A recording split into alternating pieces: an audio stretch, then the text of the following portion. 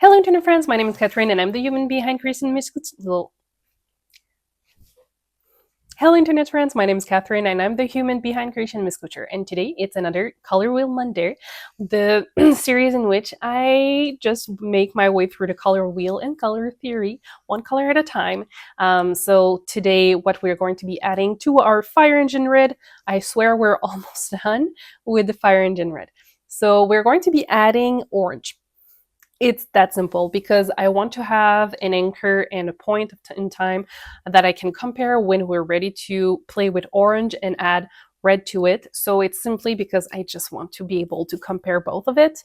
And we're also going to be comparing it with our brilliant yellow to see the different shades that we can obtain if we're adding orange or if we're adding just pure yellow. So let's get into this. Welcome back to Color Wheel Monday. So today we are still carrying on with the red. We're almost done. After that, there's only one other color that we are going to be testing with the red. So I have already made my 1% stock solution. I have 1% stock solution of my fire engine red, and I have 1% stock solution of a, a blazing orange. Why do you think why do you think I'm doing this? It's because I want to compare. Whoop-de-doo. I want to compare the results from when I've added the orange to the red versus when I'm going to be on my orange and comparing this to adding the red and see how it affects the final color of our skeins. So that's pretty simple.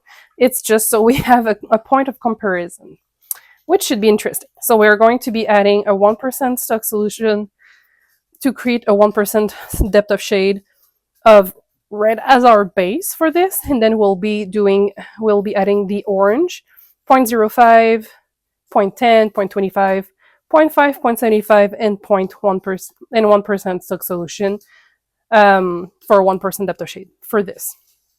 So let's add those to our jars.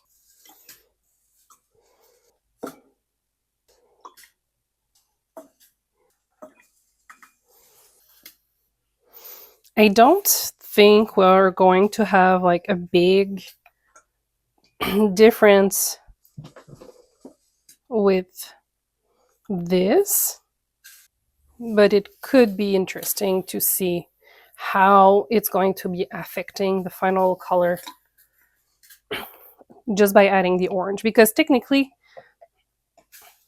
it's just technically it's not like life changing, but at the same time, where did I add? So I did this one, and that one. Okay, so I'm at 0.5. Okay, I got lost because it looks the same to me.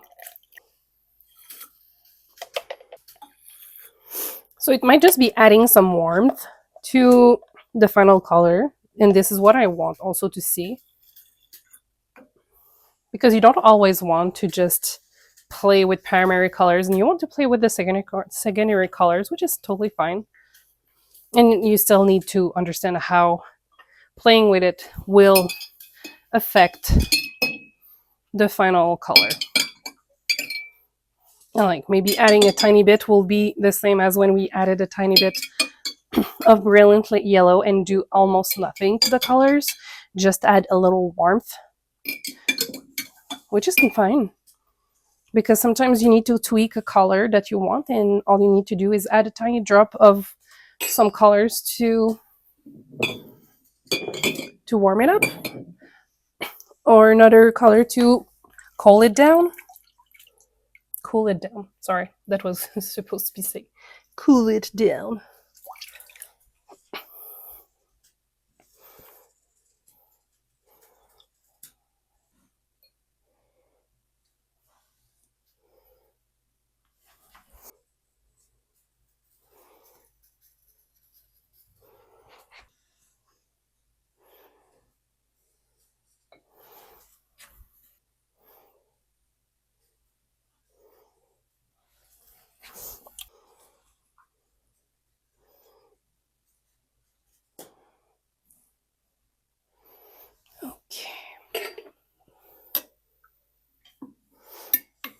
And as a reminder, we do not have any acid in those jars.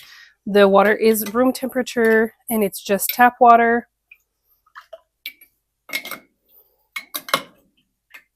And we have roughly 400 milliliters of water. Okay, so let's add those into the pan. So like I said, I'm not expecting a very drastic color change, but I do expect a certain warmth to be added in here. And I think we're going to try to compare the color to when we added the yellow, just to see how different it is. Because technically, when you're adding the orange, you're adding some yellow and some red into your colors. So it will probably deepen the red and create an orange. So let's add the water.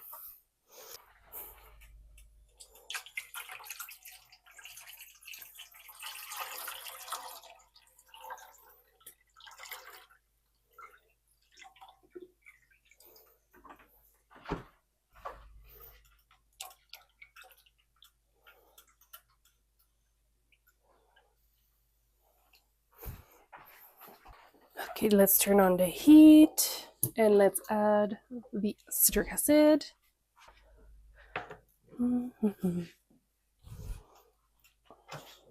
So we're only adding like half a teaspoon because we only have 10 grams of yarn in here.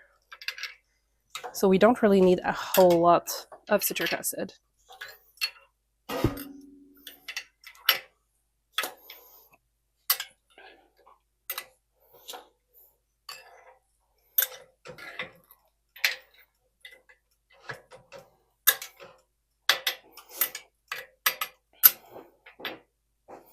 Okay.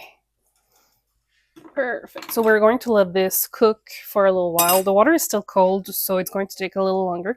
So I'm going to leave it for a few hours on the stove, and we'll, after that, wash it, let it dry overnight, and we'll see the final result tomorrow.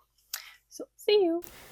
Okay, so here's the washing part of the video. I know it's not the most exciting portion, but I think it is important to show you when I wash my skeins, because one thing that I noticed is that we don't always see that portion, and it is important to reassure others that some colors, no matter what you will do, no matter how much acid you've added, no matter how long it's been cooking, you might have experienced some bleeding because some colors have a tendency to bleed here.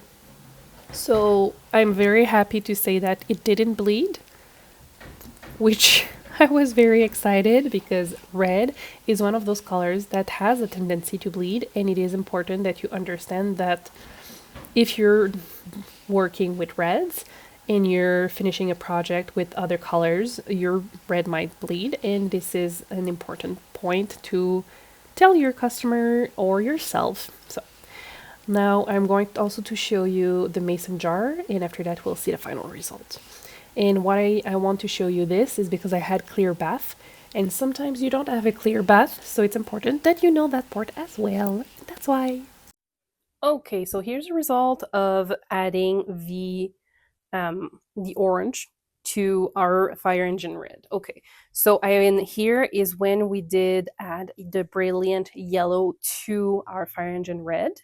So I wanted to do this, adding the blazing orange, because I wanted to be able to compare. I wanted to be able to bruised enough. Okay. So I did the add the blazing orange because I wanted to compare to when we did with the yellow, because I think it was important for me to make this especially for when we're going to be working with the orange and we are going to be adding the yellow and adding the red. So we'll have comparison points for both of those colors, and it's going to be, hey, move.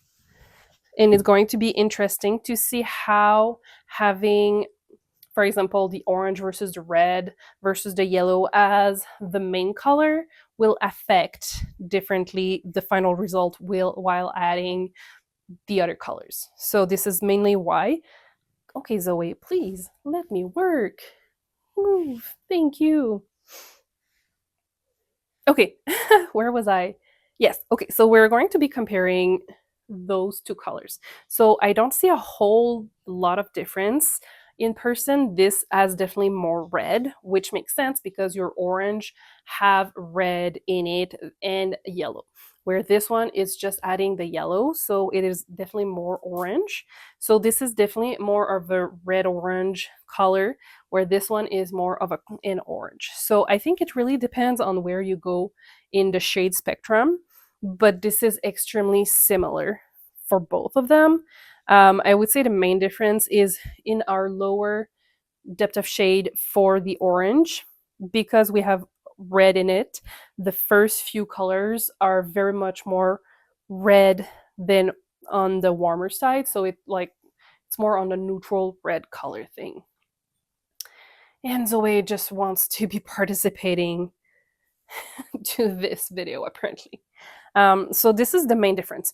So there's not a whole lot of difference. It's definitely more in the hues, I would say, that you have a deeper shade of orange here than you have here. Here it's definitely more, we're still more on the red side of things rather than on the orange side of things. And that makes sense to me because, like I mentioned many times already in this very short section, we have red in our orange, which is where we're going to be doing this. So, yeah. If you've liked the video, please consider sharing, liking, and subscribing, and I will see you in the next one very soon. Bye!